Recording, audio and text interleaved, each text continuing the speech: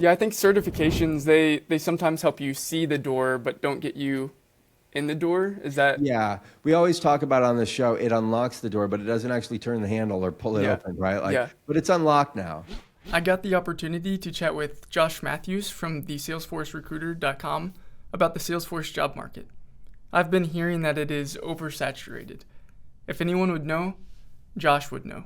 I enjoyed the conversation and I hope you do too. Stick around until the end to see what Josh recommends you focus on if you are thinking about landing a new Salesforce role. Without further ado, here are the highlights from that conversation.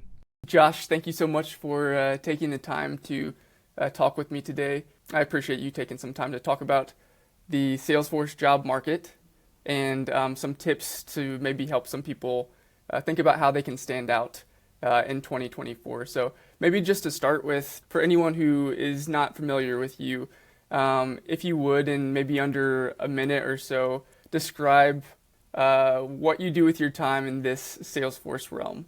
Yeah, good question. So I run the salesforcerecruiter.com, aka Salesforce Staffing, and we're a placement agency. We place people in contract and full-time positions within the Salesforce ecosystem.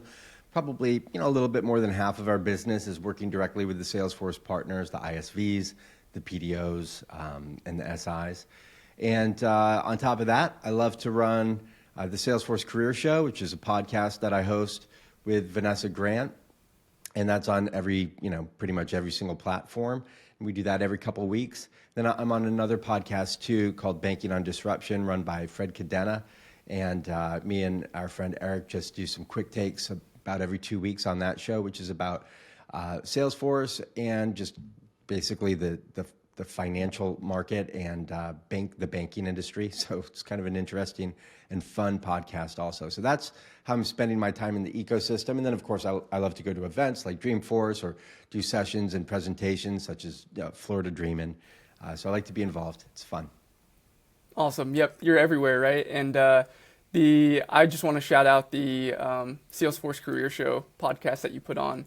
I've really enjoyed it. I've learned from it. So if anyone out there is listening and hasn't gone over and checked that out, go do that. I think you'll benefit from it. You obviously have your ear to the ground more than a lot of us do. You probably see trends that are happening, what companies are looking for, things like that, Sure. more than most of us do. Sometimes. One thing that I've heard over and over, over the past 3 to 6 months, whether it's on LinkedIn or Reddit, different places, people saying that the talent pool is oversaturated, that there are way more candidates than there are jobs.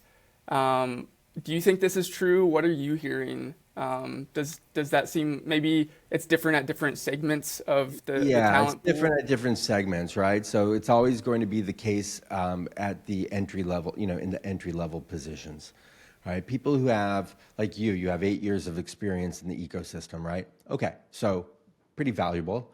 You've seen a thing or two.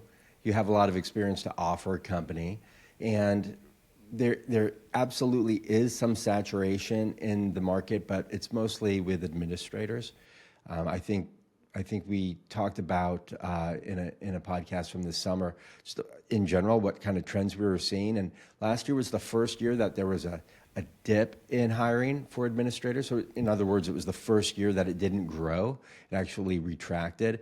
And I think that's going to probably continue to be the case just for a little while, like not forever.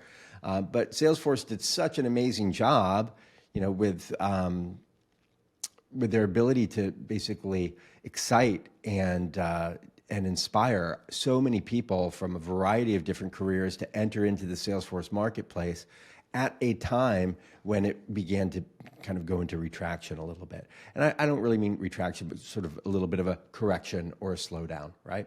So those people, they're going to struggle. And even when we were having some amazing years, like incredible years, and 2022 was an incredible year for hiring, right? And we know this because so many people were let go in 2023 because of Right. overhiring, Yep. right?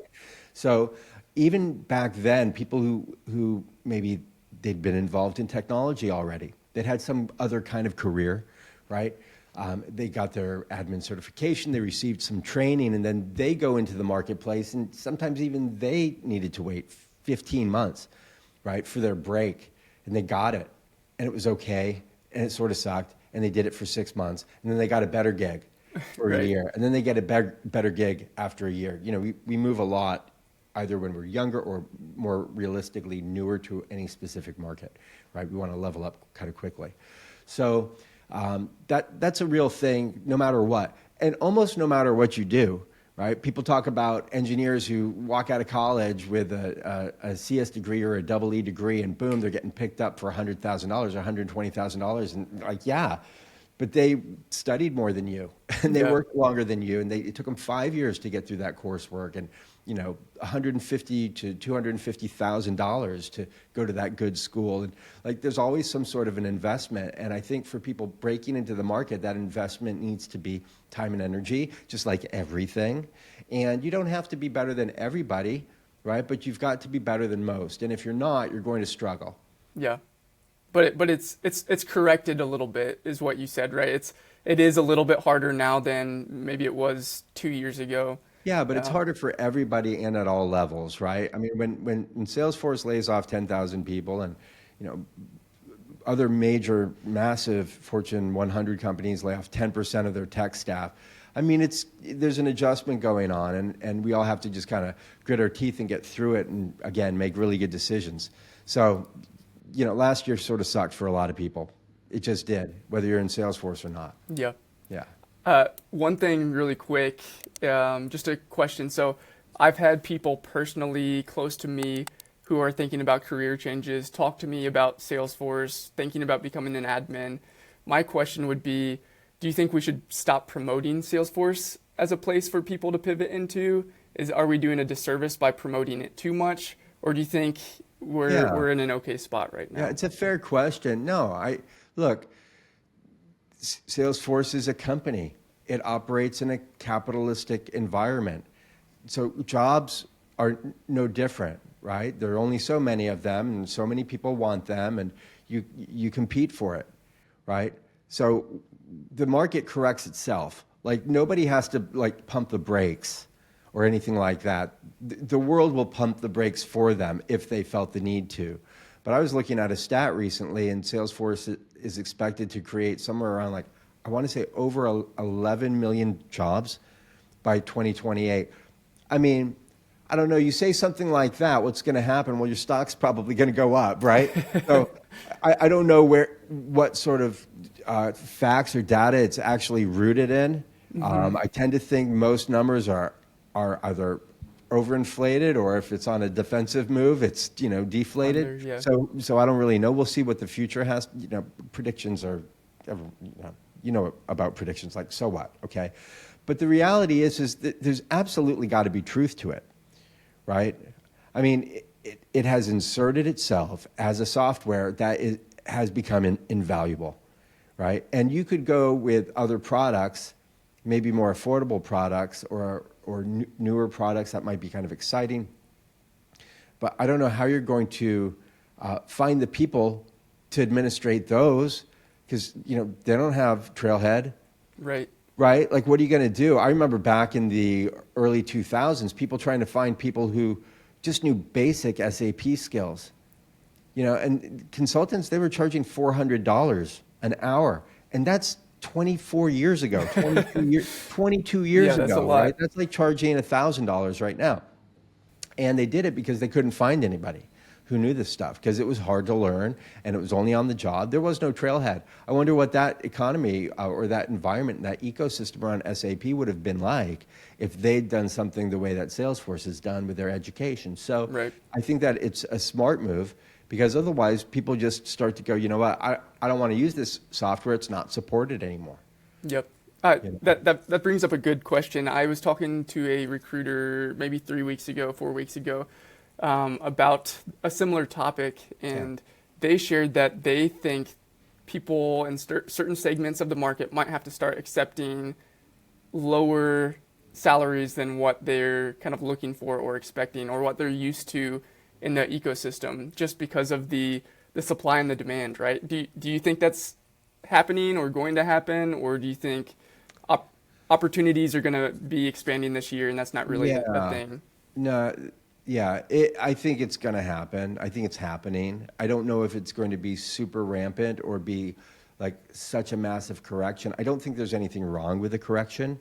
I think some people have been really overpaid for the work they do just because not enough people knew it and therefore their value's driven up. It was a scarcity issue, you know, and like the way I got started, I was placing .NET developers that back in 2000, right? Like .NET developers and all sorts of web developers and architects and administrators, not so many administrators back then. Yeah. But like you couldn't find anyone and everybody got paid really well. And those people are making the same exact money now that they were in 2005. Like their hourly rate hasn't changed, right? Because the need has gone down and there's so many people who know the products. Right? So it's just a market correction. Yep. Okay. Now, top people are always going to still demand wage increases when they move companies in general. We have noticed that there are some people who are willing to make the move just to make the same amount of money, right? And there are a number of people, including candidates that we've got right now that, had to take a 10 or 20% pay cut last summer just so that the company could keep as many employees as possible, and they still lost their jobs, right? So guess what? Now they're willing to take the same amount that they took after they got the pay cut last summer, right? So yeah, market correction, and it sucks people, but it doesn't have to be you. Like it doesn't have to be you. That's the one that suffers, right? Yep. Yeah. I'm going to share my screen really quick and show this recent poll that I came across on LinkedIn. Daniel put this out, but I can't see how many people, he didn't say how many people participated in the poll, but on this topic, about a third of people thought that the market was becoming too saturated. About a third said there's still a lot of opportunity, and about a third said it's more specialized now. So I think it seems like it's in a pretty decent shape to me, the job market. People kind of split in those three areas, but honestly, that was from what I was hearing in different channels, and then seeing this, it honestly made me a little bit more happy about where things were and where things, seem to be going. So Yeah. Sorry, mic stand problems. Okay. you're good. So can you go back? Can you? Yeah, share I'll your bring that screen back up. again? Yeah. So look, it's kind of a weird poll, right? Because it's this or that or then this other thing, right? Like so, I don't know. I mean, I'm sure Daniel had the best intentions with this, but I wouldn't. This third one, it's more specialized now. It has nothing to do with saturated or ample opportunities. They're all sort of very different. Overlapping, yeah. Yeah, they're just a little bit different. So I don't know if I love the poll, right? Because it could be saturated and more specialized at the same time, Yep. right? Or so it's really saturated or like not saturated should be the question. And so as far as sorry, I just kind of get like this when I see stuff like this. Okay, so still ample opportunities. Look, there are people can't hire enough good people. And what that means is that about 3/4 of hiring managers are struggling to find the right person for them. Now, this didn't used to always be the case, right? Because back in the day, you could go back even 3 or 4 or 5 years ago. This kind of speaks to the specialized part. You could go back just 3 or 4 or 5 years ago, and an admin was an admin, right? And maybe they could do a little bit of dev, or they knew a little bit of Apex, or maybe like Lightning hadn't even come out. Right. So, and there weren't nearly as many migrations. And so all of these sort of new things that have happened in the last 5 years have absolutely affected the need for more specialization. Yep. The need for specific experience doing these variety of things. Salesforce has acquired more companies. They've reskinned stuff. They've changed things around. They've moved around. They changed the names 5 times on 5 different Right. products. It's like a lot to keep up with. And then as they've released more and more products, whether it's field service or CPQ and so on, those become more and more popular as more people use it and say, oh no, this stuff works, it's really viable. So now they want people with experience, but only so many people worked with it before. So now it's specialized. Yep. You see, and so there's scarcity because of the popularity of the newer products. Those products aren't, well, some of them might be 20 years old, right? But not all of them are. And they certainly haven't been in the ecosystem necessarily for too long. So it's definitely getting more specialized right now. People also, because they have had experience like hiring an admin and then that person being with them for 3, 4, 5 years. And then, by the way, along that road, they learned this software and that software that had nothing to do with Salesforce. And they started administrating these business systems, and then they understand their weird customizations. And so then when they go to replace that person, now they're looking for a unicorn. Right. Right? So it's going to sound, when they write that job description, that horrible job description, Yep. when they write that, it's going to sound like super specialized, because it's just for them. Right? Yep. And now they know exactly what they want, but what they forget is that they actually have to hire someone, kind of like the last person, and then give them an opportunity to grow into these other areas. So companies will have a better time if they have that in the back of their mind, right, as they're trying to replace the irreplaceable Yep. unicorn who just left or is leaving. So something else to keep in mind, I think. Yeah. So as we talk about specialization, I know we have limited time here, so I'm going to jump right to this You're question. How does someone stand out in 2024? What things should people be focusing on to specialize, to stand out, or to be able to find jobs that are becoming more and more in demand as far as the criteria that employers are looking for? So are you seeing any trends that employers are looking for in terms of product experience or certifications? I mean, look, and you don't have to share your screen anymore. Thanks for keeping that up. Look, it's all over the map. I mean, there's hiring going on for every single specialty out there. The biggest mistake people make is saying, oh, I'm going to go learn this because it's really popular or it's in demand today. And by the time they're done and by the time they actually acquire an opportunity that allows them hands-on experience in a real-world org, that might no longer be the hot thing, right? It's like getting a tattoo of someone from 90210. Yeah. Or some old TV show. It's like, careful what you do. So what you need to do is you need to decide, like, what are you into, right? Like, what are you all about? What do you like? Yeah. So if you're going to pick, like, oh, I'm going to go for CPQ, or I'm going to go for field service, or I'm going to actually drop all this sales and service stuff and switch over to marketing cloud. Well, you can do that, but do it. Do it if you love it. I mean, if you're really into it, man, you should. You should absolutely do that. And, jump on a bunch of trailheads. You don't have to get the cert in every single one of them, right? Mess around, watch some YouTube videos, talk to friends, get on the Ohana Slack, listen to the career show, listen to your show, like just get involved and pay attention, when you're not at work. And if you have a day job and you're looking to get out of that into a different kind of, to break into the ecosystem, keep your day job. Like, people who are working are always more attractive in the marketplace too. So that's what I would say as far as specialization and niche. You've really got to figure out what you're all about. I mean, Yeah. let me ask you, like, so you do development, right? I'm not a dev. I don't Okay. code. Okay, But so you do administration. yeah. Okay, but Config, you're not coding BA because work. you didn't want to be a developer, right? I mean, Right. I'm assuming, right? Yeah, no, I mean, I've considered it several times. Okay. I did do some coding in college, but Yeah. not, I haven't gotten into anything in the Salesforce ecosystem in terms of dev, and I don't want to. I've thought Right. about it, and then I just remember that's not something that's going to bring me more joy. I enjoy being in flows. There you go. Okay, so as my friend would say, if you were going to do it, you'd have done it by now. You've Right. had 8 years. So clearly you've picked a path, right? Yep. And here you are. Now you've got your own program. So, like, you're following what you're passionate about, or at least what you're really interested in, or what's fun for you. It gives you some sort of energy to do this work. And if you pick the wrong career, you pick the wrong specialization, you might find that work draining. Yeah. So just explore a lot of them and find out your thing. And it might not even be in an admin. You might want to be a consultant. You might want to be a BA. You might really want to push yourself and get a CTA. Like, you just got to figure that out for yourself and then choose. As far as, like, what's going to help you in the job market right now, well, first of all, you need a really good LinkedIn profile, and you need a really good resume.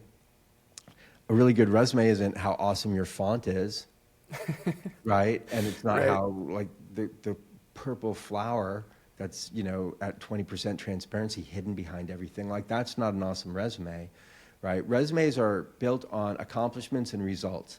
So I think your best asset, because your resume directly influences your LinkedIn profile and your experience that's on your resume, that's going to directly influence how competent and articulate you are when you're talking about your work history with a new employer, right? So the number one thing that people need to do, and they don't do it enough, is figure out, well, what were their actual successes? Yeah. If your resume is looking like a job description, job descriptions don't have a lot of numbers in them. So if your resume doesn't have a whole lot of numbers in them, it's probably more of a job description. Meet demands and initiatives, as required, blah, blah, blah. I mean, boring. So what? Who cares? No one's interested in that. It's not going to stand out. It's not going to pop. So you've got to start recording your successes in your workplace, whether you're in the ecosystem now or not, right? So if you were doing sales, if you're a barista, if you pull more espressos than anybody else, like whatever it is that's going to demonstrate that there's a result that was super beneficial to your current employer or your past employer, like you want to be able to articulate that. So think about, like, you got to qualify the bullet point, and then you've got to give it a quantity, right? Yep. Improved support by X% resulting in blah, blah, blah, right? So always think resulting in when you're writing your resume. If you start there, like, you got to have that, because you could be really popular on LinkedIn. You could talk a good game. You could interview pretty well, but if you don't actually have real accomplishments and good experience and know what you're talking about, like, it won't matter. You'll be found out to be a fool. Yeah. Yep. So do a good job, be a good employee, even if you hate your boss. Suck it up, buttercup, smile, and get on with it. And don't lose your job right now, because it's not a perfect market. Yeah. Like, for real. Yeah. Like, you got to suck it up. Just channel that energy elsewhere or directly to them, and communicate better with your bosses if you're not happy where you are right now. So that's what I would do. That's awesome. I know we have 1 minute really quick. Okay. If I could get you to, let's change this to pretty resume, because I know that can obviously overlap with certifications or project experience, right? But if you chose your top 3 right here on how someone could better land an interview, which 3 things should they put the most time and focus into? Yeah, I mean, well, project experience, right? I mean, Yep. Always. And that's going to take the most time. You can write a resume with no time in $400. You could send it to someone and they'll do it for you. Right. Right? And ask you a couple questions to fill it out. So that's not very time intensive. So project experience, pretty resume. So no on cover letter, like, that's not a huge deal. Networking with trailblazers is really good or a massive waste of time, because it's going to depend on which trailblazers you're networking with. Yep. If you're networking with every other talent stacker, whoever went through the talent stacker program, you're going to be hanging out with a lot of people who don't hire anybody. Right. Not yet, necessarily. Yeah. Good people, got a good education, that's nice. But they're also looking for jobs. So that's not networking, right? That's commiserating. Right. So you've got to network with the right people, and those are hiring managers. So if you do that, I would say project experience followed by networking and followed by a resume. Certifications matter. I mean, you got to get at least one, right? But it doesn't, and I wouldn't even say pretty resume. I would say effective resume. Yeah. Like like the tips that you were talking about, right? Articulate, effective or articulate resume, right? Awesome. So that's how I would rank those. Yeah, I think certifications, they sometimes help you see the door, but don't get you in the door. Is that? Yeah, we always talk about on the show, it unlocks the door, but it doesn't actually turn the handle or pull it open, right? Like, but it's unlocked now. You got some more work to do once that's done. Right. Well, I've taken up all of your time here that we had scheduled, so we'll end it here. Maybe we can have another conversation in the future if it works out. But really appreciate it. I think this should be helpful to people who are looking for a job right now, considering a new job, thinking about that in 2024. Yeah. Well, really quick before we go, where can people find you again, Josh? You can find me /Joshua Matthews on LinkedIn. You can find me on on X or Twitter. It's at the Josh Force. I've got a YouTube channel called Josh Force on YouTube, of all places.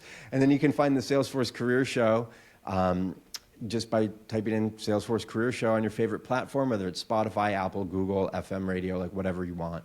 And then the last thing I would do is just say definitely check out the Expand Exchange, which is hosted on my website, thesalesforcerecruiter.com. You can click on Insights. I've got a bunch of blogs, videos there as well. And then the Expand Exchange, which will connect you with podcasts and vlogs like this to help you grow your experience, knowledge, and just basically comfort level within the ecosystem. So that's what I would do.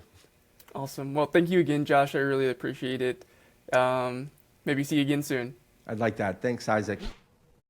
We didn't have time to talk through all of the questions I wanted to get to, so make sure you like the video so that we can get him back on. One topic I wanted to cover was the new Trailblazer career marketplace. If you haven't heard of this yet, check out the recent video I released on the marketplace. Add any comments below if you have other questions you'd want Josh to answer about the Salesforce job market or landing a Salesforce job. Become a channel member to gain access to the full uncut conversation I had with Josh. Depending upon when you are watching, it may be several weeks until membership is live.